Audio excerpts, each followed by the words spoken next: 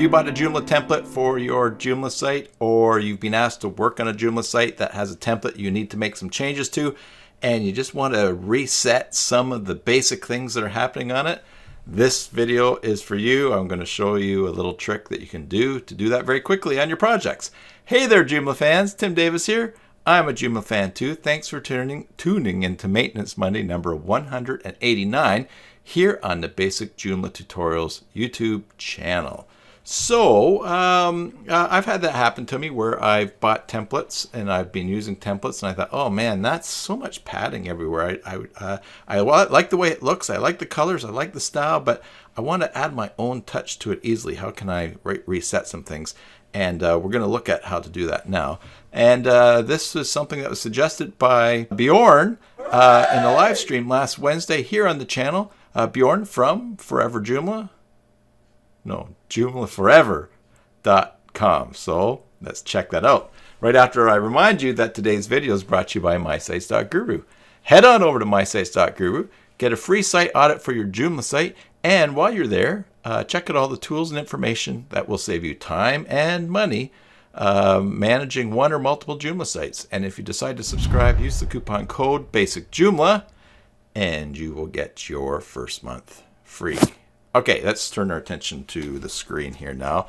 Now, this is the page that Bjorn shared with us. I'll put the link to it in the video description below. It's by Andy Bell, this article. And in it, he's talking about a modern CSS reset. Basically, what he has is a whole bunch of CSS that he puts in his sites to help overcome browser incompatibility, which he himself in his article says is not so much of an issue now with browsers, and has even changed more since he wrote this because Microsoft Edge is now a Chromium-based browser.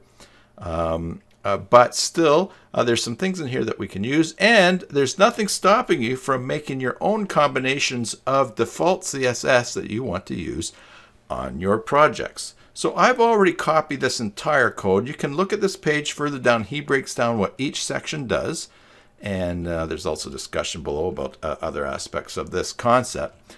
But having copied all that CSS, I'm going to go into this sample site that I set up. Now, in order to take advantage of this reset on your site, for the template, you need to know how to add custom CSS to your template, and every template system has a different way, and the core template system has a way. Now you know that I really like Asteroid Framework templates, and so I have Asteroid Framework template installed here.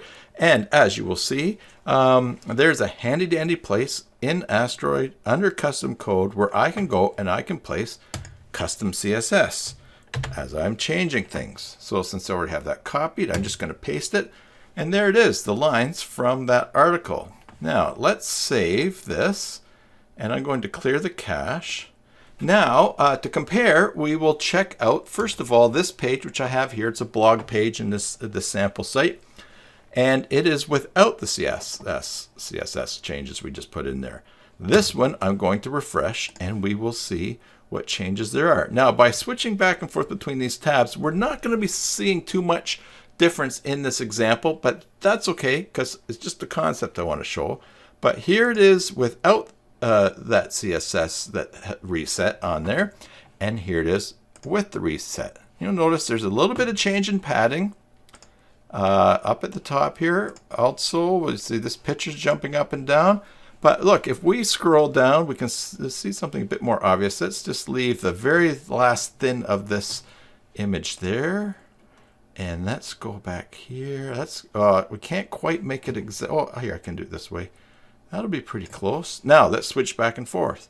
Without that CSS reset, there's more space between the lines and some other things happening there. Here, there's less space and things are jammed in a bit more. Now, the whole point of this is that having reset everything, if you don't like what's there after the reset, you can then use your familiar tools or your favorite tools in Chrome. I use Chrome Dev Tools, F12, where we are searching, and we will find the CSS for a paragraph, and then we can here's everything from the very beginning.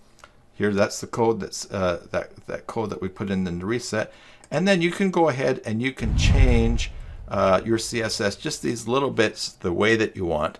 But it's very handy because, first of all, instead of looking at a template and saying, oh boy, there's so many things here I need to change, you can just start out and say, hey, I'm just going to reset everything, and then I'll just change the little bits that I need to. And pro tip, going back to the code that's in this article, as this changes according to your preferences, you can just save this somewhere else for yourself and always use it on your projects. For instance, what I do is I have a Joomla install that is all set up with the extensions I want, the way that I like, and then I save that, I back it up, and then I export it somewhere else when I start new projects, and that saves me a lot of time as well.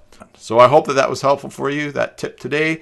Please subscribe, ring the bell to get notifications of new things happening here on the channel. And as usual, YouTube's popping up things all over around here right now that they think that you should watch next. Please do so. Until the next time, enjoy your Joomla sites, and God bless.